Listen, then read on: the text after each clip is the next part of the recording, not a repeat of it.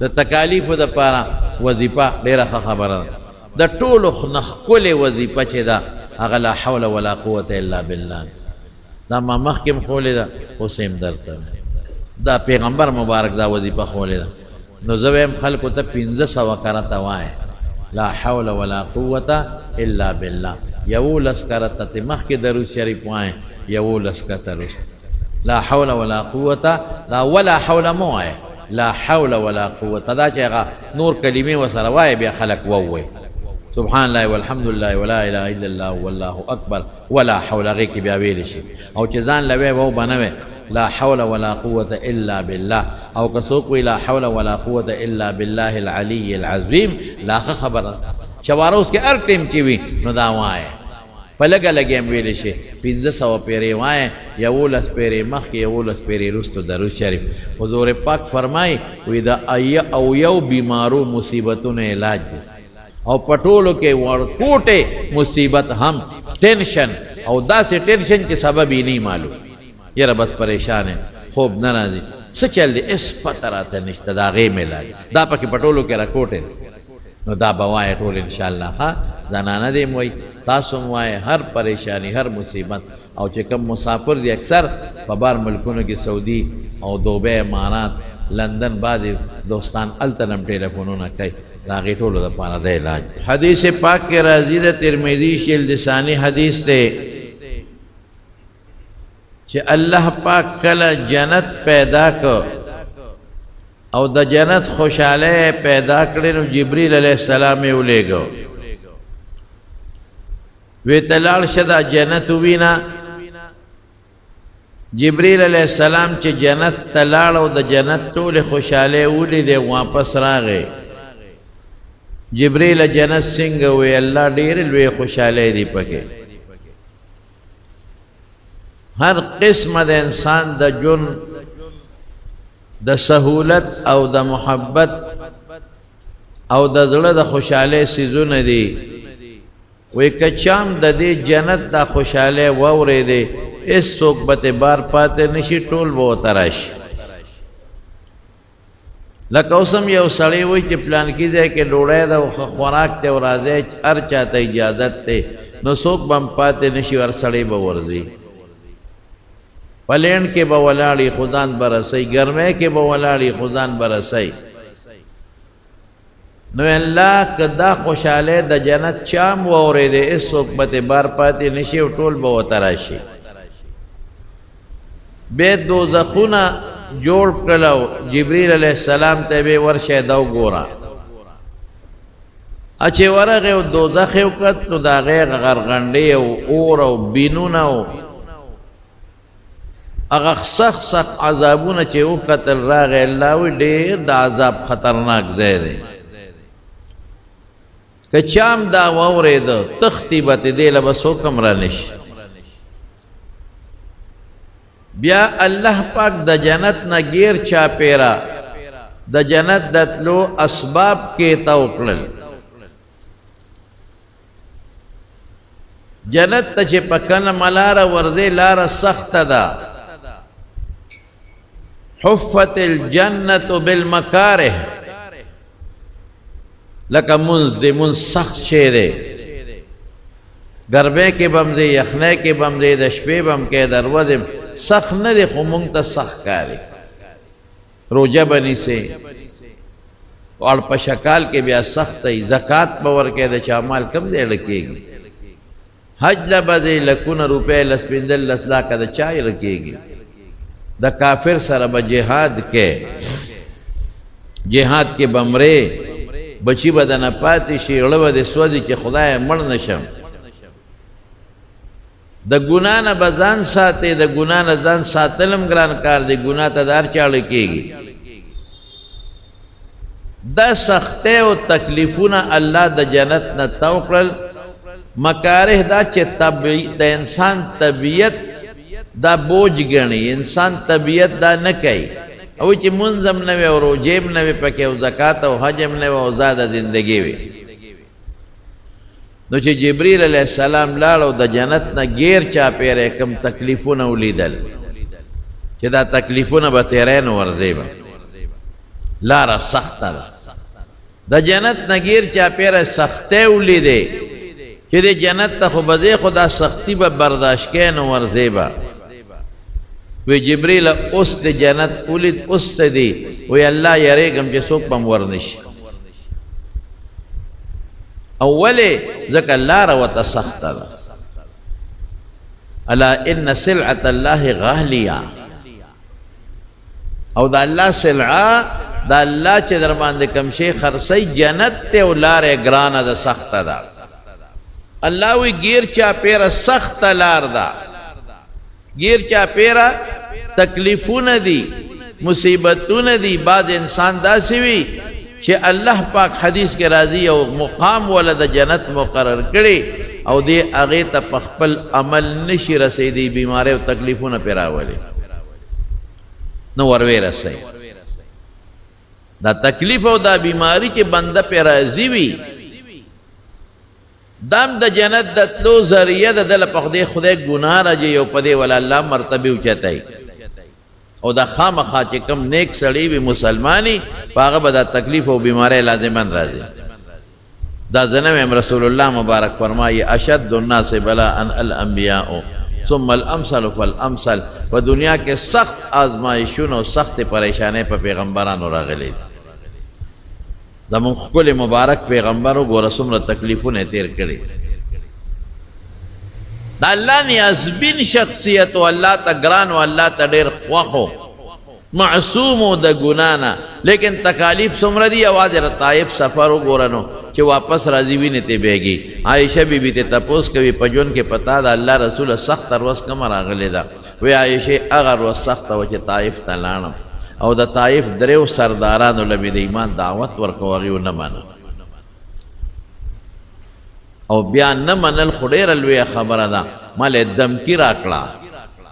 ځه وی نه منو تا او چې ته وایې چې عذابونه دي نو زه په موږ دی راشي او بیا خپلو نوکرانو ته غلامانو ته او بچو ته یې په کاڼو شروع کې وی داسې کاڼي را باندې راوورول چې ما ته دا پته نه وه چې روان د کم طرف دی موزم کم طرف ته وجود نه وینې روانې دي داسې وینې چې د فرشتو پړه کې رحم راځي او فرشتي الله ته وایي چې الله دا خو ډېر ظلم کوي د طایف دا خلک د دې خپل پیغمبر نبی سره خو ظلم شروع دی مدد یې وکړه وی ورشئ ورته ووایه که تاسو نه مدد غواړئ نو وکړئ چې فرشتې راغلې جبریل علیه السلام ورسره ملک الجبال و د غرونو فرشته جبریل علیه السلام یې دا خدای را لېږلې ده څه وی وی ډېر رحم مې راغی الله نه مې سوال وکړ چې زه د طایف دا خلک چور چور کوم دومره طاقت الله را کړی دی وی نه هغه نه تپوس وکړه نو کا وی وکړه ورسره مدد نو هغه خو دا خیال و چې اوس به دې تنګ دې تکلیف دې وینې ته بیږي وجود یې دردمند دی اوس به راته ووایي چې او دا قوم تباه کا ما ورته څه وایي وایي زه د غرونو فرشته یم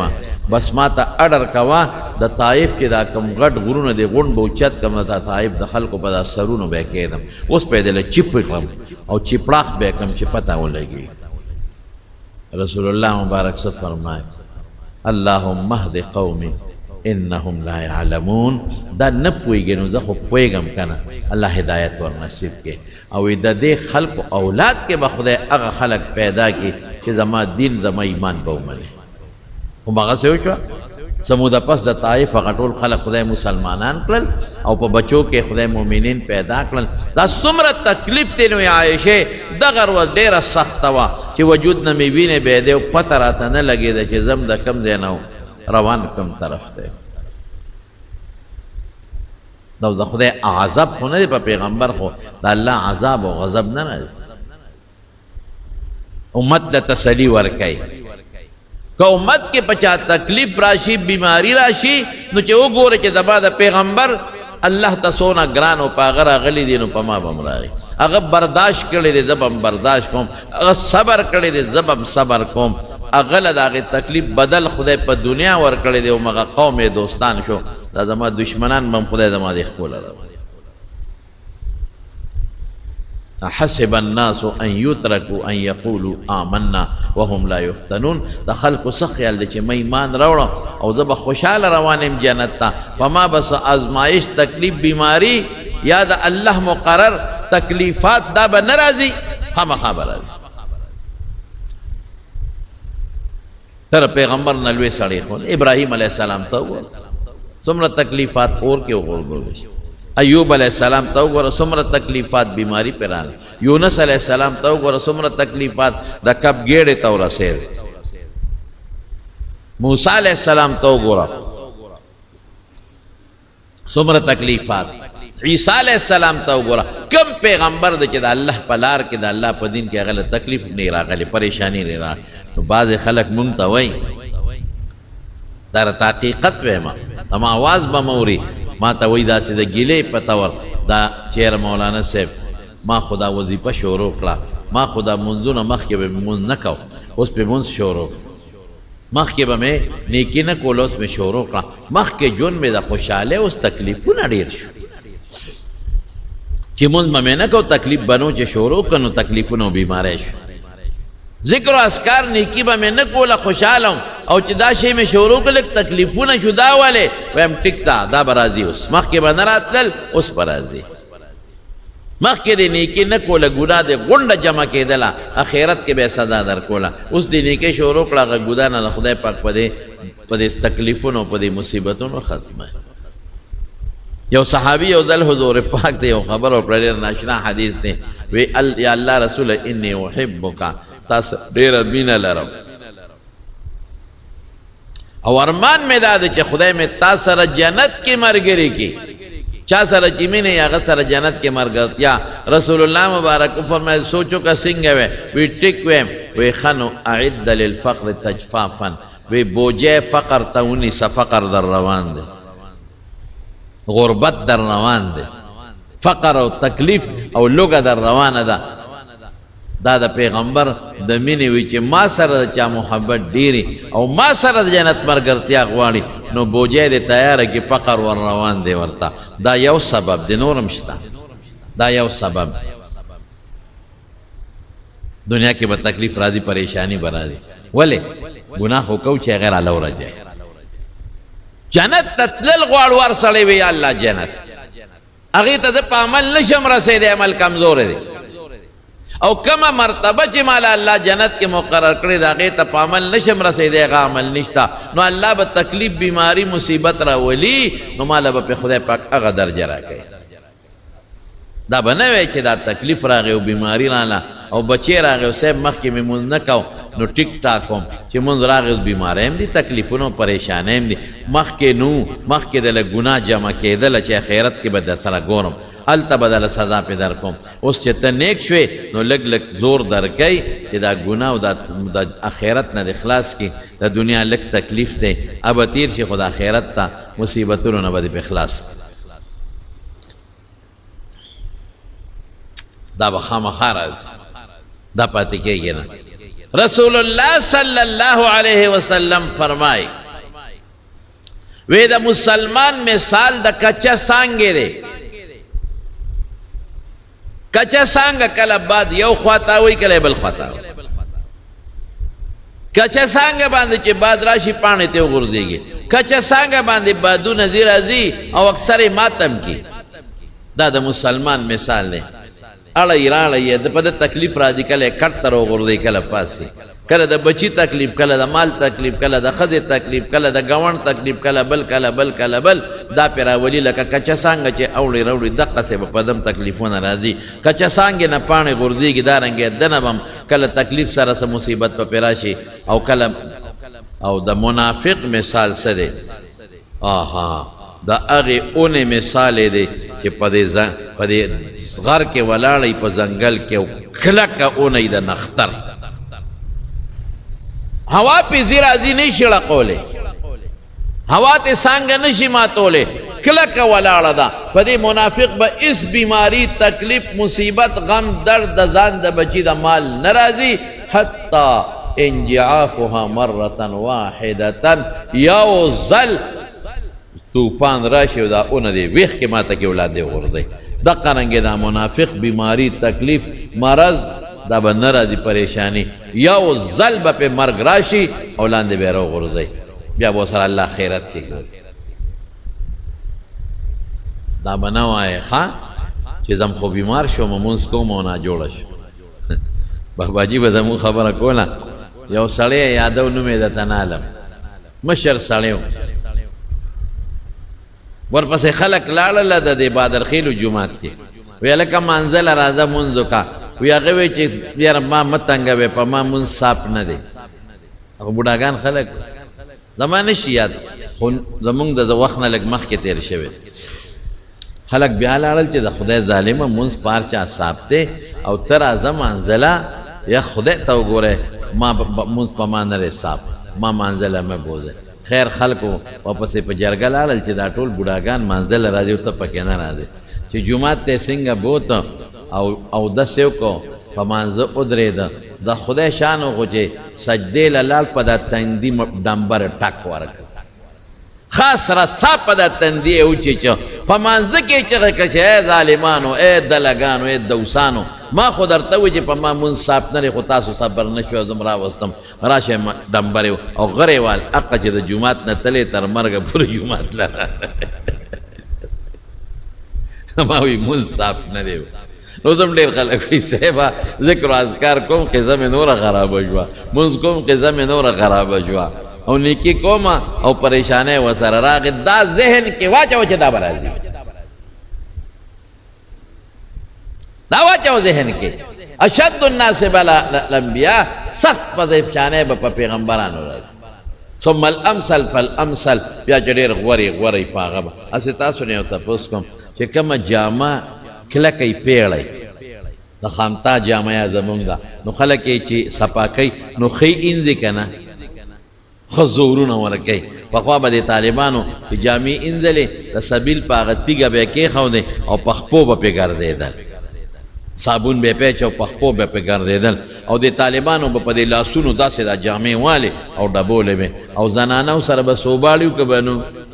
تخته او سوباړې اوس خو دا نوی لکه نه تخته پېژنې نه سوباړې پېژنې او خوټکواڼې به یې ورته وې اوس دوی خوټکواڼې تپوس چا نه وکړه څوک یې پېژنې نه خوټکواڼې به څو په ټیم کې به اوبه واچولې صابون به پکې کمزورې صابون به و که نه غریبانان به ښه صابون خو به یې نه شو اخیستی نو کمزورې کلک صابون به یې په چاړه پوټې که نو هغه صابون به هغه اوبو کې واچو نو اوبه به یې خوټکولې هغه صابون به پکې ویلې شو نو بیا به یې پکې جامې واچولې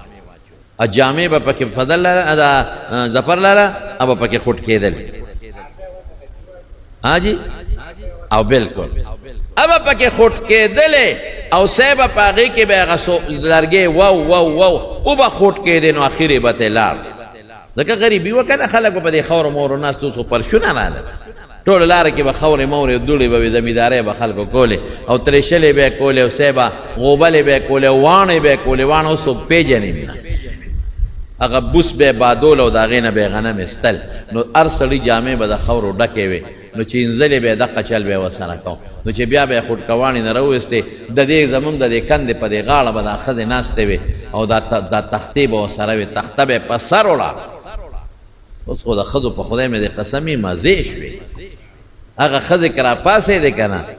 هغه پخوانو زمانو ښځو نو دا وایي چې دا کمې مرغۍ م راوستلې کورونو ته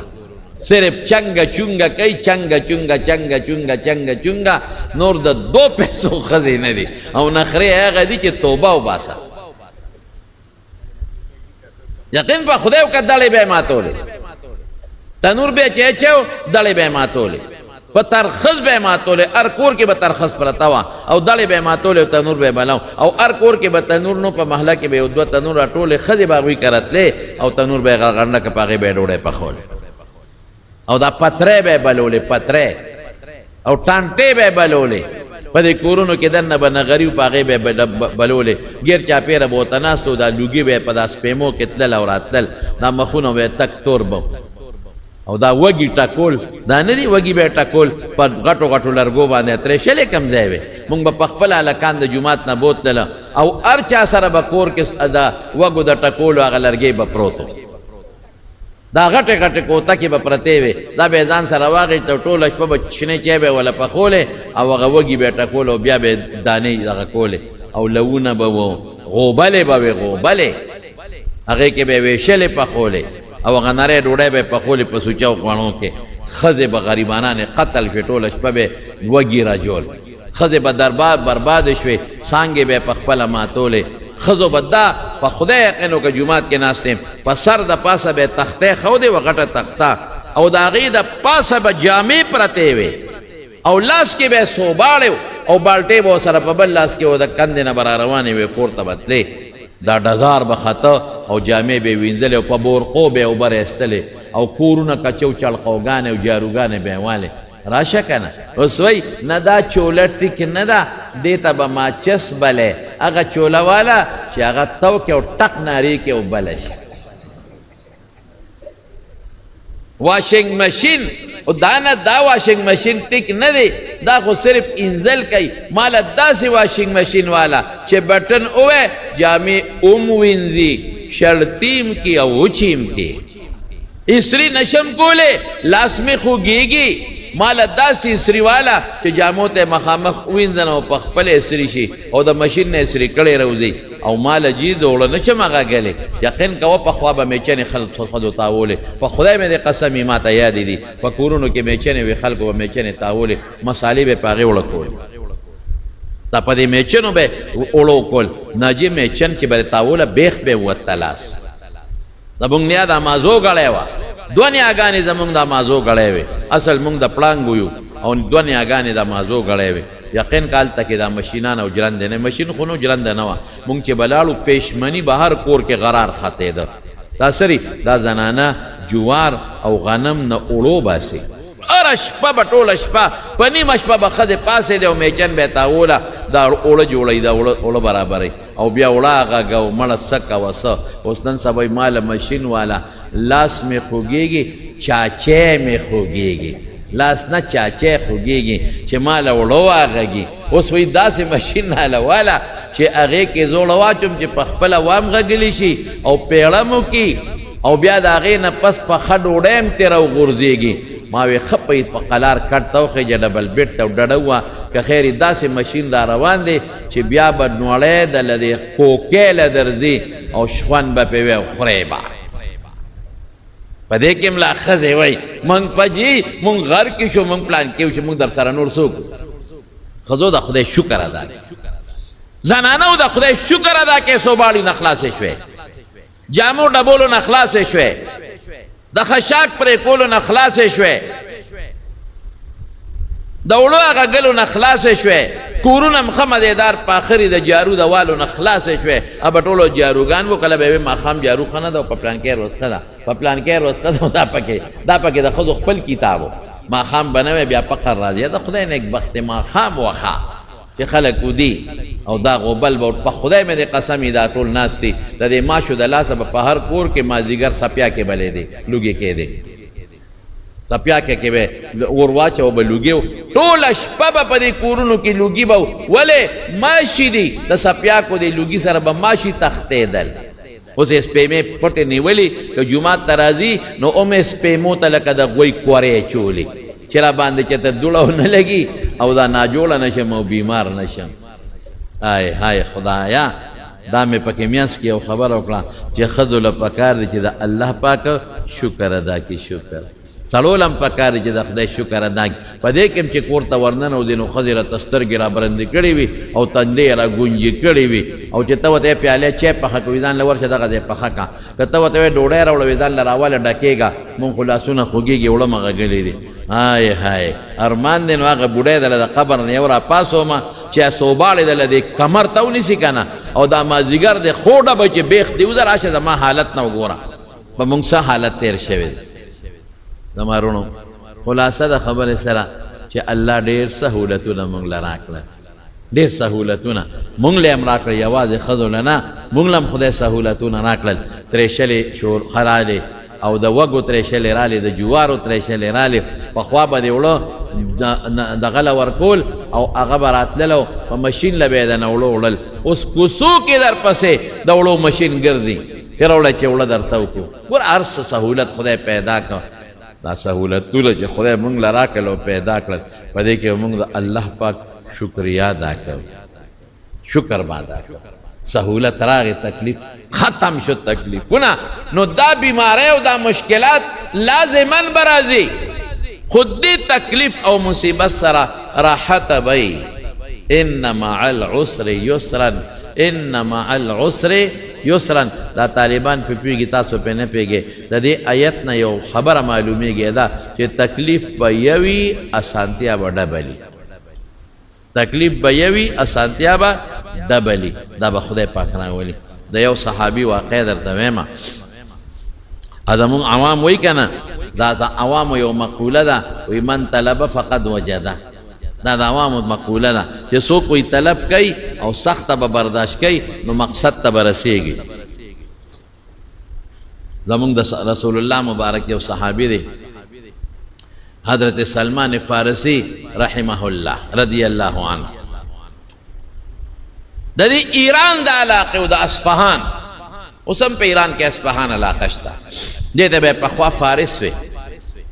عراق او ایران دا یو علاقه وه، یعنی جدا جدا بصره ځان له وه، کوفه ځان له وه، اصفهان دا ځان له ولایتونو یعنی ځان له ګورنرۍ وي، خو دې ټولو ته به فارس وي. دا عراق پخوا فارسیانو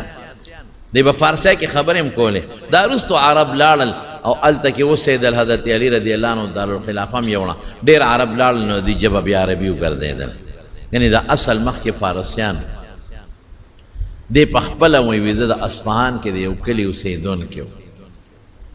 او وایي زه د پلار نیازبین بچی وم او پلار مې مالدار و پټی یم او پلار مې بت پرستو آتش پرستو د اور عبادت پې کو. اوس هم په دې ایران او په دې اصفهان علاقه کې بعضې آتش پرست شته دی، هغې اور بلې او د اور عبادت کوي. او زما پلار په هغه آتش پرستۍ کې هغه حد ته رسېدلی و چې د هغه آتش کدې نګران و لکه د جومات مشر چې وي.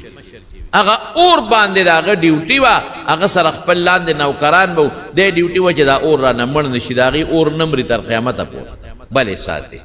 اور ته خدای ونه وی زه به پټو ته تلم راتلم، نو چې پټو ته به تلم نو زمونږ په لاره کې د عیسایانو یو چرچ و، عبادت خانه وه. یو ځل هغې ته ورننوتم چې تورېږه ګورم چې د عیسایان څنګه عبادت کوي. وی چې لاړم هغوی د خدای عبادت کو. هغه وخت کې پکې صحیح عیسایان ځکه حضور پاک لا نو راغلی، هغه عبادت کو یا مې خوښ شو. ما ورته وی چې زه خو مجوسي ما د اور عبادت کوم، پلار مې مور مې ټول مجوسیان دي. هغې دعوت راکړه چې د اور عبادت ولې کوی، د خدای نیکبختیان ته راشه د اور کې ګوته ومنډه. تا 20 کاله او 30 کاله د هغې عبادت وکړه، نو اوس خو به یارانه جوړه شوي چې عبادت کې، نو ګوته به دله نه سوځئ، نه ګوته خو سوځئ، نو چې دلته سوځئ نو قیامت کې به رسېږ نه سوځئ. دا ستاسو عقل. وی خیر د هغې هغه دین مې خوښ شو او زه عیسایي شو. هغه وخت کې به عیسی علیه السلام ته پیغمبر وی او الله به یو ګڼه او د عیسی علیه السلام ته د خدای زوی نه وي، شرک به نه کو. عیسایي شم چې تلم به بیا به هغه ګرجې ته تلم، چې راتلم بیا به راتلمه. وی ما ورته وی چې ستاسو مرکز کم ځای دی، نو ما ته په شام کې یو ځای وښو چې هلته زمونږ مرکز دی، لوی مولا ستاسو پادري هلته ناست دی. وی ما وی چې ستاسو قافله کله ځي ما ته به وایه، نو زه به شام ته ځم. بس د دین په طلب کې ما سوچ وکړو چې دا پلار خو دلته ما اوس نه، او پلار رانه خبر شو، پوه شو، شکي شو را باندې چې ته خو د ګرجې ته دی راځې، خلک خو الوی. نو پلار را ګیر کړم او ښې ووالم چې ښه به د ما پلار نیکه دین پرېږدی او بل دین له به دی، او زه په دین کې کم مقام لرم، زه د دې ټولو مجوسیانو مشر یم، دا تشکدې چې اور بلیږي د هغې نګران انچارج یم، نو ته به بل دین بدلې. وی ډېرې ووالم. وی پلار را باندې شکي شو چې دی ونه تختی، نو دی وتړلم، خپو ته یې راله زنځیرونه واچو. وی خیر ما خو ویلي و چې دا بادشاهي هم پرېږدم، د پلار د کور دا مشري او دا مالداري او دا هر څه نیازبینتوب او د الله د دین په تکل کې وځم. وی چې قافله شام ته تله، وی ماله اطلاع راکړه پټه غوندې. وی ما هغه زنځیرونه منځیرونه مات کړل او دا هغه قافلې سره لاړم شام. دا کور مې پرېښو. ګوره د دین دپاره دا سخته شو. دا د هغه وخت لا رسول الله مبارک نشته، دا د هغه سوچه دین په طلب کې روان دی چې مجوسیت پرېږدم، یو الله نیسم او یو عیسی علیه السلام د خدای پیغمبر منم. هغې دپاره ما تکلیف برداشت کو، پلار مور مې پرېښودل، کور مې پرېښو، ځمکې پټي نیازبین جون دا مې پرېښو، لاړم شام. وی چې هلته لاړم، وی هلته یو پادري و هغه سره دیره شوم. وی ډېر ښه سړی و، ډېر نیک سړی ما خدمت شروع کړه ځکه زه پردی مسافر وم وی اتفاق دا و چې هغه بوډا و مړ کېده وی ما ورته وی چې ته خو وفات کېږې ستا نه پس زه چېرته لاړ شم ټوله قصه مې ورته کړې وه چې دغسې زه مجوسي وم پلار مې مجوسي و او ما عیسایت اختیار کړه وی ما ته یې وی چې زه مړ شم نو پلانکې علاقه کې یو بل پادري دی هغه له لاړ شه د هغه خدمت کوه وی چې دی مړ شو او دی مونږ خښ کړه نو زه هغه بل پادري له لاړم وی ښه سړی نو د خلکو نه به یې پیسې اخېستې به یې جمع کولې د ځان نه یې د قصد ازبرګ جوړ کړی او میانځ کې سړی پوره ریاکار او فاسق و خیر بوډا و ډېر زیات بوډا و وی اتفاق دا دی چې دی مړ کېده نو ما د ده نه تپوس وکړو چې ستا نه پس چېرته لاړ شم وی هغه راته یو بل پادري وښو خیر په یو څو پادریانو زه وګرځېدم بوډاګان به پادریان وی اخیري یو پادري له لاړم ما وی چې ته خو هم بوډی او ته مرې ستا نه پس چېرته لاړ شم وی هغه ما ته وی چې زمونږ عیسایت خراب شوی دی اوس څوک عیسی علیه السلام ته خدای وایي او څوک ورته د خدای زوی وایي نو که زه مړ شم نو بس بل خوا مه ځه د آخرې زمانې د پیغمبر انتظار کوه دا هغه وخت دی مونږ ته د کتابونو نه معلومه ده د نښو نه مونږ ته پته ده چې نبی آخر الزمان د آخر زمانې پیغمبر را روان دی دنیا ته بس هغه له ورځه او په هغه ایمان راوړه ما وی زه به یې په څه پیژنم نو ما ته یو څو نښې وښولې وی یو نښه دا ده چې دی به په شګلن علاقه کې پیدا کېږي او بیا د هغې نه به د کجورو وطن ته هجرت کوي کومې علاقې ته چې هجرت وکړي کجورې به پکې ډېرې او درېیمه دا چې هدیه به قبلۍ او خوري به او صدقه به قبلۍ خو خوري به نه او پنځمه دا چې د دواړو اولو په منځ کې به یو مهر نبوت لګېدل بس وی ما خپل تجارت او کاروبار شروع کړ ما له الله څخه ګډې چیلې راکړې ابه مې سرولې په هغې به مې خپل ګذر اوقات کو او دا معلومات به مې غشتل چې کم ځای به خلک وایي چې د آخرې زمانې پیغمبر راغی ځکه ده ماته وی راځي به دی پادري وی دا پادري مړ شو ګډې چیلې به مې سرولې وی دې کې یو پروپیګنډا هوا راخوره شوه چې په مکه کې یو سړی دی او د پیغمبرۍ دعوی کړی زه دې علاقه کې چې ځوم یو قافله وه د مکې ما دې تپوس وکړه د کوم ځای یې وی چې موږ د مکې یو هلکه ما اورېدلي دي چې ستاسو په کلي کې یو سړي د پیغمبرۍ دعوه کړې ده او کړی دا کلم څنګه دی وی هغې وی چې زمونږ علاقه ټولې شګې دي او کاڼې دي بس ما وی یوه نښه خو ټیک ده ما ته خو پادري ویلي چې د کاڼو د شګو علاقه کې به پیدا کېږي علاقه د شګو او د کاڼو ده او د هغې نه چې مې تپوس وکړه نو هغه خبرې هم داسې کولې د حضور پاک اخلاقه چې زما یقین راغی چې دا دی نو یې ما وی چې زه ځم میں تاسو به مکې ته کله ځئ په پلانکې ورځ ما به ځان سره بونه ځئ وی بلکل بری بوځو هغې روان شو خو به قافلې وې ورو ورو به تلل په لاره به یې تجارتونه کول په میاشتو کې به ځای ته رسېدل وی ما خپله کډه کوډه خپلې ګډې چیلیر سره ونغښتل او روان شوم وسل وی هغې ظالمانو ما سره ډېر ظلم یو ځای کې زما نه ټول سامان واغېسته او زما ګډې چیلې هم قبضه کړې او یې زه ونیوم او په منډی کې خرڅ کړم چې دا زمونږ غلام ما چغې والې چې زه غلام نه یم زه اصیل یم خو خیر نه مې خلکو منله او نه هغوی منله ډېرو زه یو یم خرڅ یې کړم ځکه اوس چې دا خلک هلکان یې غوا کړي او بیا یې په دې خانه بدوشو خرڅوي خانه بدوش څوک پیسه کوي څوک پیسه کوي او څوک پیسه کوي دقه رنګې دې خرڅ کړم په منډی کې د غلامانو دور ما په سترګو اوښکې قلارې نه شوې جړا مې شروع کړه چې خدایه داس کم ازمایش کې ګیر شم خدایه ما خو هغه باطل دین پرېښو او سوچه دین مې اختیار کړ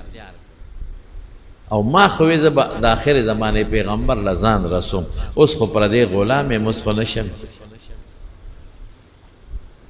غلام تختیدی به هم نشو چې کم غلام به وتښتېد مړکاو به اوس خو زه ته تختیدی هم نشم خپل اختیار هم د غلام نه چې مالک به ورته وي ودره دې کور نه نوته به ګنې نه به وته او خدمتونه به یې پرې کول خدایه د بادشاه ژوند رانه لاړ د پلار نیازبین ژوند ویومه اوس خو غلام شم پردې خدمت به کوم چې څه قسمت را باندې کوي که زمینداري را باندې کوي که دیاړي را باندې کوي که را باندې کاڼي چلی پردې خدمتګار شو او بل دا چې ما خدا ارس د یو سوچت دین د پاره وکړل نو اوس یا خدای دا څه مشکلاتو کې گیر شم اوس خدا غا پیغمبر ته اخر زمانه نشم رسید پریشان شي ګوره ان مع العسر یسرا ان مع العسر یسرا سختۍ سره اسانتیا وي تکلیفونو پسې راحت وي علا عسى ان تکرهوا شیئا وهو خیر لکم ته به یو شی بد ګڼې هغه به د خیر وي عسى ان تحبوا شیئا وهو شر لکم ته به یو شی ښه ګڼې به شر درته اوس دا شی بد ښکارېده او غلامي واقعي خبره ده چې زه غلام شم مولا چې را باندې څه کوي به او زه د ده نه تښتېدم نه شم او آخر زمانې پیغمبر ته به څنګه رسم وی یو مالک به په یو خرڅولم بل په بل تقریبا 14 مالکانو په یو بل خرڅ کړو 14 اخیری چې چا واغېسته هغه د مدینې منورې یو یهودي مدینې ته ورسېد ګوره الله ته اوس لارې ورته ورو اسانه چې مدینې ته ورسېدم دې کې یو ورځ ما په پټو کې په بوټو کې خدمت کو ځکه غلام او دې کې چغې جوړې شوې چې د آخرې زمانې پیغمبر راغی مدینې ما چې سوچ وکړ چې دا به همغه زه کوي چې ړومبی نښم پکې پیدا شوه چې د شګو د کاڼو وطن کې پیدا شوې دی مکه دویمه نښم پکې پیدا شوه چې هجرت یې وکړه هغې وطن ته چې هغه د کجورو وطن دی ما ته پادري ویلي دا خو د کجورو وطن ته راغی قبا کې حضور پاک صلیری صورت تقریبا دیرو نو ما ویورېږه نورې نښې پکې ګورم نو ما خپل مولا ته ووې چې ما له لږې کجورې راکه په کار مې دي وی یو څه ما سره یې مینه وه د مولا ما یو تال د کجورو ډک کړ حضور پاک په قبا کې هغه له مې یوړه ما ورته مخې ته کېښو ما وی د الله رسوله دا صدقه د خیرات کې ورته مې ووایه وی ما ته خو پادري ویلي چې صدقه به قبلی خوري به نه ما دا صدقه ده وی کې دا سلمانه مونږ پیغمبران صدقې نه خورو او مرګرو ته وی خورئ نو مرګرو کجورې وخوړئ ما وی درېیمه نښه ښکاره شوه صدقه قبلی مرګرو له ورکوي خوري نه وی بیا مې د مالک نه نورې کجورې وغوښتې چې لږ راوې واخله وی کاسه مې ډکه کړله حضور پاک له مې یوړه مخې ته مې کېښوده همقسې قبا کې ما وی د الله رسوله دا کجورې مې درته راوړي دي دا هدیه تحفه ډالۍ ده وی کې د سلمانه مونږ تحفه ډالۍ خورو وی په خپل هم کجورې وخوړئ په مرګرو یې مه خوړئ ما وی پادري چې راته څلورمه نښه کړې وه هغه هم معلومه شوه ډالۍ تحفه خوري او قبله اوس پنځمه نښه ګورم چې د دواړو اولو منځ کې به مهر نبوت وی شاته تاویدم را تاویدم غږ خو مې نه شو کولی وی حضور پاک را باندې پیش هوښیار دی وی صادر یې په سر و د کمیس په ځای صادر هغه صادر مبارک یې ښکته کړه وی د دواړو اولو منځ کې مهر نبوتو هغه مې ولیده د کمترې دا ګې عمره یو وړه غوندې غوټه وه هغه مې ولیده او پې ور پرېوتم او بې اختیاره مې ښکلوله او ډېر مې وجړل پوه شم چې نښې خو په ټولو په ده کې دي چې کومې ما ته عیسایي پادري ښولی د آخر زمانې پیغمبر خو هم دی نو ما وجړل ډېر زیات مې وجړل چې هم ستا په تکل کې زه غلام شم پردې نوکر شم ګډې چیلی لاړې ما وې زه به تا څنګه مونم خو خدای پاک راته وښوله خدای هغې ځمکې له راوستمه چې کومې ځمکې ته به تا هجرت کوم حضور پاک د مټونې وم ځان ته را مخکې کړم او ډېره زیاته مینه یې را سره وکړه قسم په خدای زمونږ مبارک پیغمبر کې ډېره مینه وه ښه اخلاق یې لره مسلمان سره به محبت کو مسلمان سره به مینه کوله او دا د پیغمبر خوی دی مونږ له هم پکار دی چې داسې وکړو ما ورته ټوله قصه وکړه حیران شو رسول الله مبارک اوس د یهودي غلام خو چا مې بل چا خرڅ نه کي بل خوا لاړ نه شمه وی ما ته وی سلمانه لاړ شه یهودي صاحب مالک سره د خبر وکړه مونږ به وله څه پیسې میسې برابر کو او تا به آزاد مکاتبه وته ما یهودي له لاړم ما سره مکاتبه وکړه مکاتب وته وایي زه به دله شرط را باندې ولګوم هغه شی به دله پوره کړم ما به آزاد کړي چونکې زه خو د هغه خوښ وم ما خو د اخلاص خدمت کوم نو ما ته نه خرڅولم خو چې اوس هم چې څوک چې نه خرڅوي نو داسې قیمتونه وایي چې هغه د اخیستو نه ما ته وی ښه بلکل به د خرڅ کړم خو په یو شرط نه یو دا دی چې ماله به یو مقدار د سرو زرو یاد کړه چې دومره سره زر به راکړې او دویم دا چې ماله به کجورې باغ کرې نو چې هغه باغ کامیاب شي او میوه وکړي نو هله به دی ازادو بس ما وی سلمانه دا خو یو هم نه کېږي ما سره سره درکړم او کجوره چې وکرې او میوه کوي په هغې کې خو ډېره موده لګي رالم رسول الله مبارک ته مې ویل چې صاحب کار ونه شو ولې داسې شرطونه یې ولګول چې هغه زما د وسه بار دی چې ما وی رسول الله مبارک وفرمایل ورشه شرط ورسره ولګوه الله به خیر کړي ما صاحب دا بس وی ته پرېږده وی لاړم مالک سره مې شرط ولګاو شرط ولګېد وی څه موده پس حضور پاک ما پسې سړی راولېږه چې راشه ورلم وی چې اوله سره زر رالېږلي مال یې راکړل چې ورشه دا د مولا ته وتله ما صاحب دا خو لږ دي وی ته یو سا هلکه سره زر بچو ورکې څوک اوس غلام له مسلمان له به ورکې نه لیکن د حضور پاک پړه کې د یو سړي د ایمان څونه قدر د یو مؤمن مسلمان څونه قدر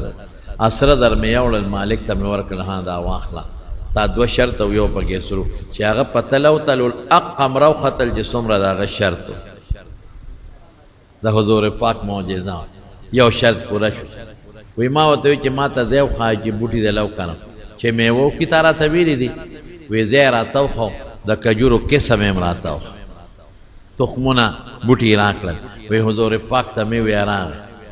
وی په خپلو مبارکو لاسو یې په هغه ځای کې هغه کجورې ښخې کړې وی کال له ټولو کجورو میوه وکړه بغیر د دوو بوټو نه ټولو میوه وکړه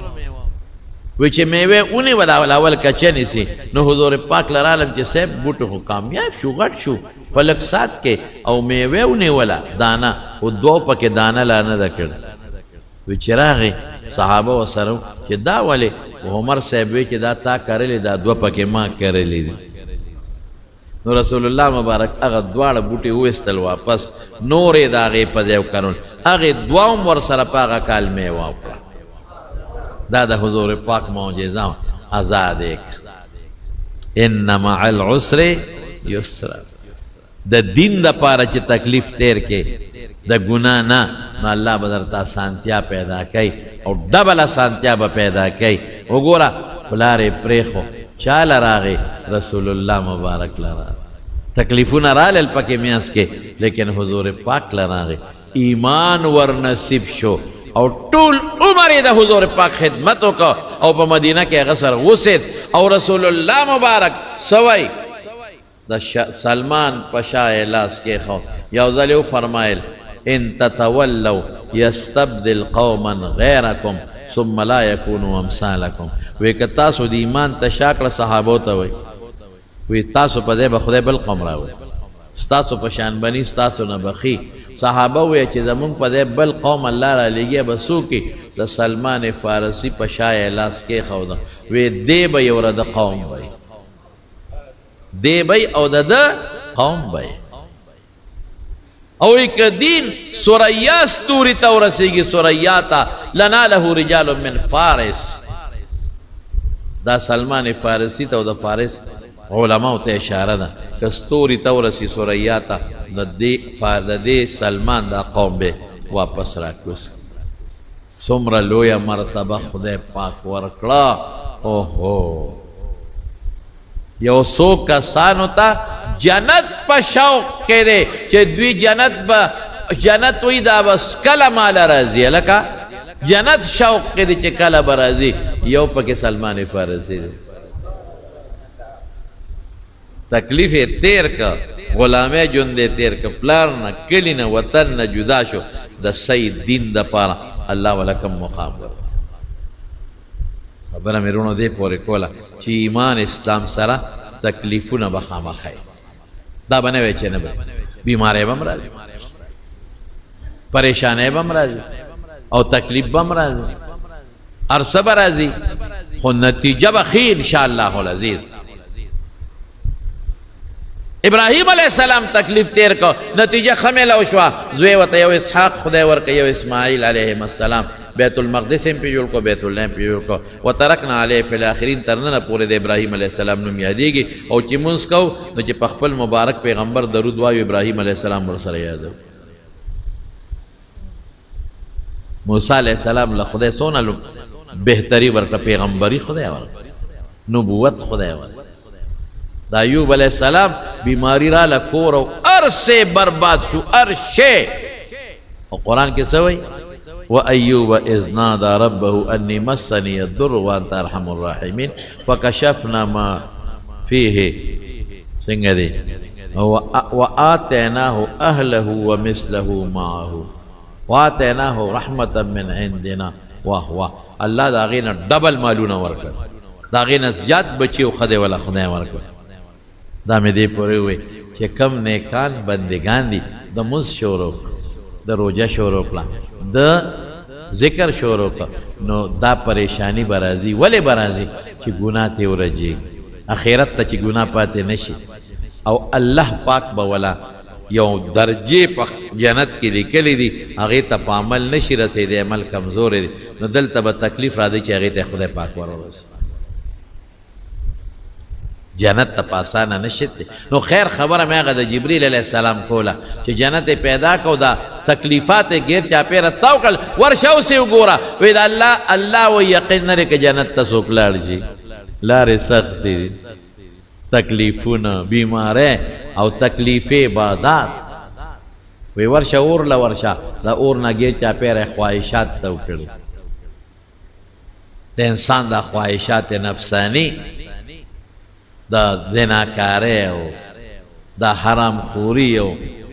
آسان خواہشات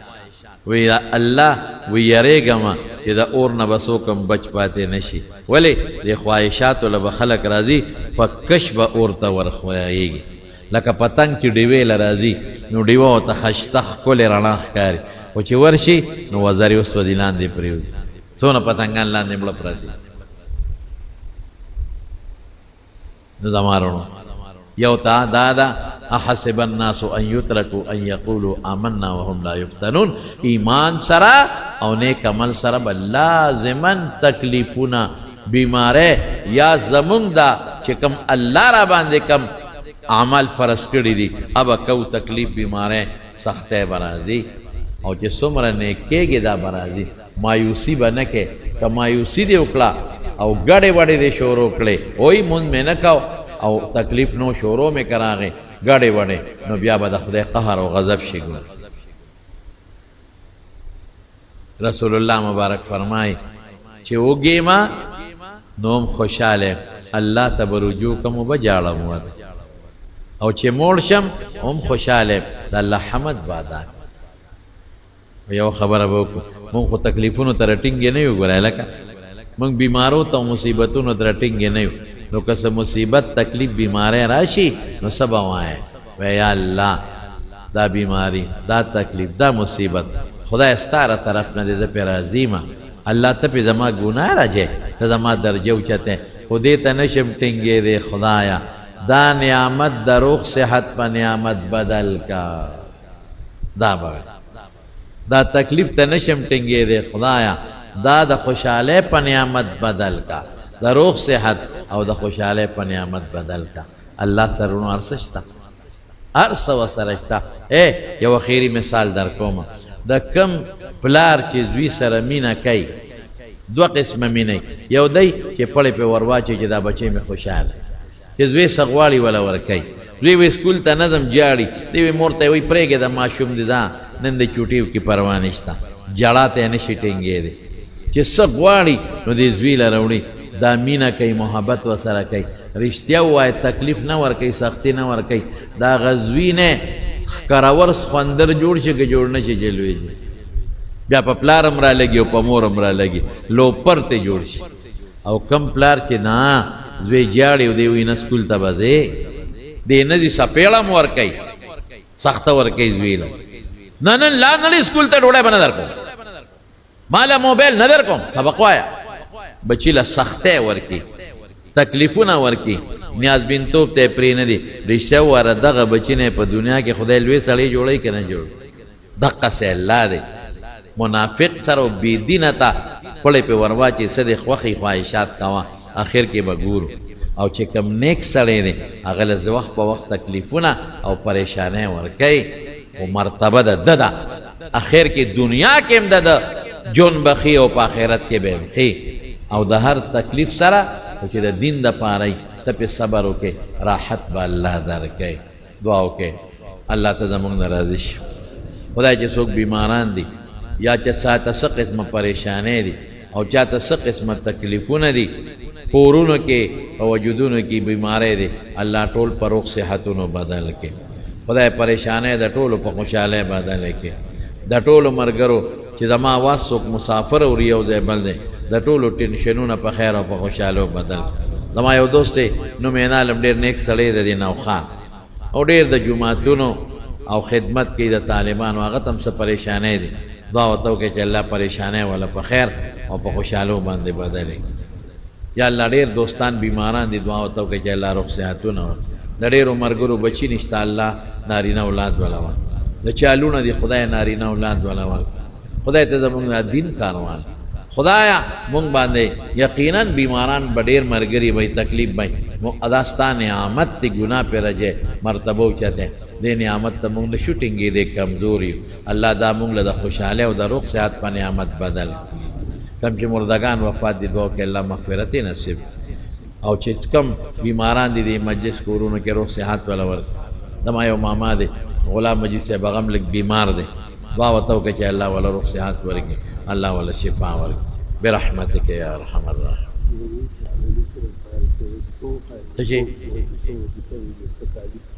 د تکالیفو دپاره وظیفه ډېره ښه خبره ده د ټولو نه ښکلې وظیفه چې ده هغه لا حول ولا قوة الا بالله دا ما مخکې م ښولې ده اوس هم درته دا پیغمبر مبارک دا وظیفه ښولې ده نو زه وایم خلکو ته 500 کرته وایه لا حول ولا قوة الا بالله 11 کرته ته مخکې درود شریف وایه 11 کرته رسته لا حول ولا قوة لا ولا حول مو وایه لا حول ولا قوة دا چې هغه نور کلمې ورسره وایه بیا خلک ووایي سبحان الله والحمد لله ولا اله الا الله والله اکبر ولا حول هغې کې بیا ویلی شي او چې ځان له وی به به نه لا حول ولا قوة الا بالله او که څوک وي لا حول ولا قوة الا بالله العلي العظيم لا ښه خبره شواره اوس کې هر ټیم چې وي نو دا وایه په لږه لږې هم ویلی شي 500 پیرې وایه 11 پیرې مخکې 11 پیرې وروستو درود شریف حضور پاک فرمایي وایي د او یو بیمارو مصیبتونو علاج دی او پټولو کې ورکوټې مصیبت هم ټینشن او داسې ټینشن چې سبب یې نه معلوم یاره بس پریشان یم خوب نه راځي څه چل دی هېڅ پته راته نشته د هغې علاج دا پکې پټولو کې راکوټې نو دا به وایه ټول انشاءالله ښه زنانه دې م وایي تاسو هم وایه هر پریشانی هر مصیبت او چې کوم مسافر دي اکثر په بار ملکونو کې سعودي او دوبۍ امارات لندن بعضې دوستان هلته نه هم ټیلیفونونه کوي د هغې ټولو دپاره د علاج دی